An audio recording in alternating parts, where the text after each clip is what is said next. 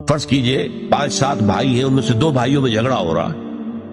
اب جو باقی 5 ہیں وہ کہتے ہیں ہمیں اس سے کیا غرض، ہم خام خواہ اس کا ساتھ دیں گے تو وہ ناراض ہوگا، اس کا ساتھ دیں گے تو وہ ناراض۔ یہ صحیح نہیں ہے، جائز نہیں ہے۔ صلح کراؤ، دیکھو حق کی کیا بات ہے، فاصلحوا بینہما، صلح کراؤ ان کے مابین۔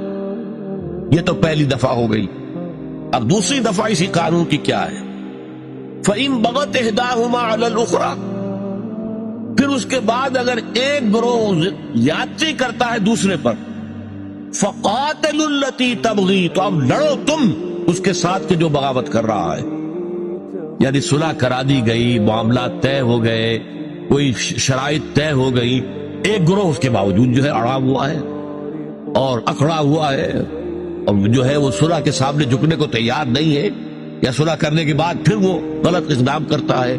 تو اب اس کا کیا مطلب ہے کہ اب یہ جھگڑا 2 فریقوں کے درمیان نہیں رہا، بلکہ وہ در حقیقت پوری امت کو چیلنج کر رہا ہے۔